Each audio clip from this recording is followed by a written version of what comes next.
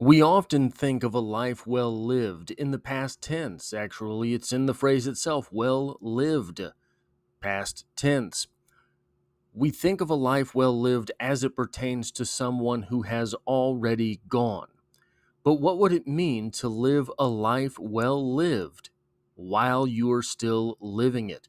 Welcome to Strip Coverlet, where we squeeze the bigger picture out of literature. I'm Adrian Fort, and we are here for another poetry discussion, which will appear, of course, in two different playlists here on the channel. Number one being the poetry discussion playlist, now cruising towards 800 videos strong, and number two being the Emily Dickinson playlist, now cruising towards 250 discussions solely dedicated to the greatest poet who ever lived, Emily Dickinson. And today's poem is known as Death Sets a Thing Significant, and it reads as such.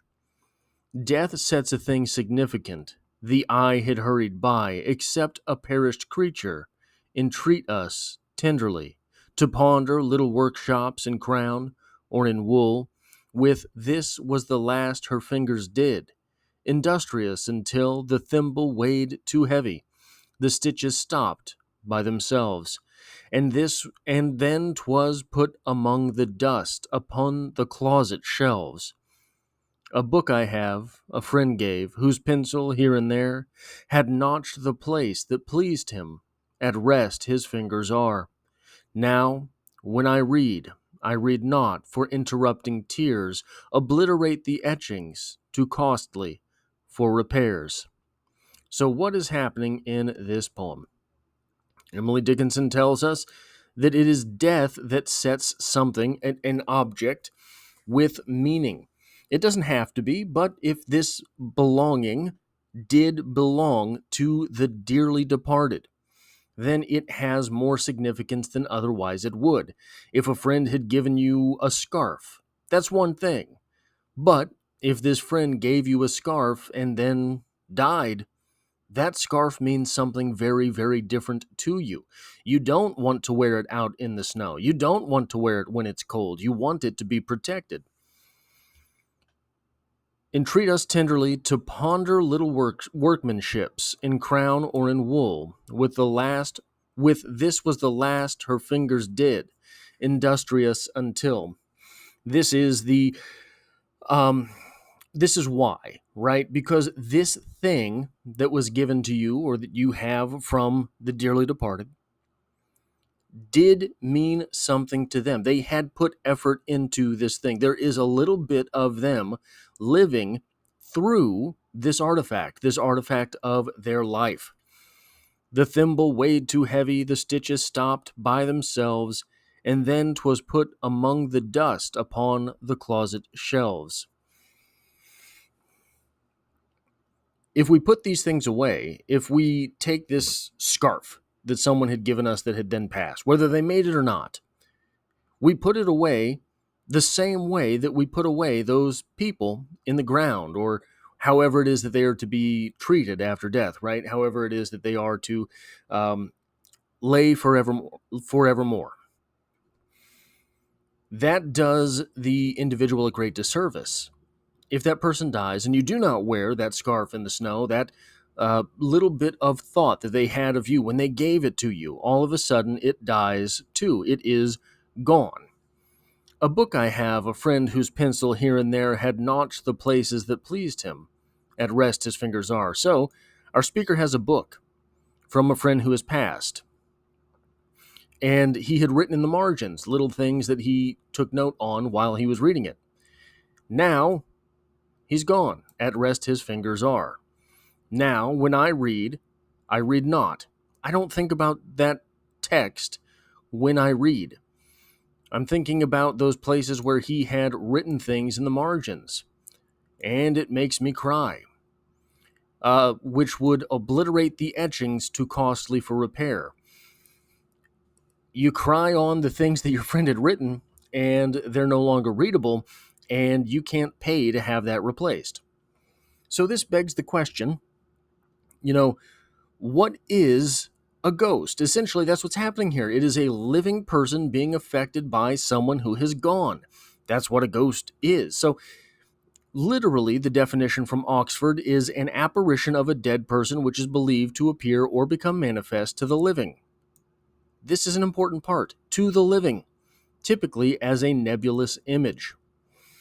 But if we take this into the literary context, and I got this definition from Google itself, in literature, ghosts are a powerful symbol. Let me start again. In literature, ghosts are powerful symbols, representing various aspects of the human experience, often linked to the past, unresolved issues, and the subconscious. They can embody themes of memory, grief, guilt, and trauma, reflecting the character's inner turmoil and the lingering effects of past events. Additionally, ghosts can symbolize societal fears, anxieties, and the decay of norms and values. So I think what we have in this poem is a ghost that encompasses all of these things. Someone who had lived and is affecting the living through themes of memory, grief, guilt, and trauma, reflecting characters' inner turmoil, lingering effects of past events. Additionally, ghosts can cause societal fears, anxieties, and decay of norms and values. The decay of norms and values represented by the fact that those things are put away, those things from your friend who is no longer with you, your family member who is no longer with you, put upon closet shelves among the dust.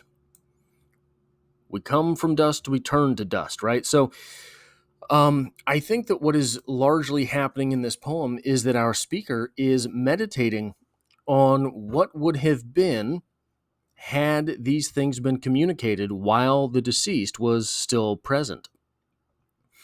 Were these feelings expressed to the departed? That, I think, is the big question here.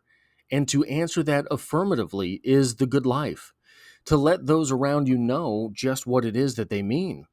To have this connection with someone that if whoever goes, if it's you, if it's them, then that relationship was fully realized.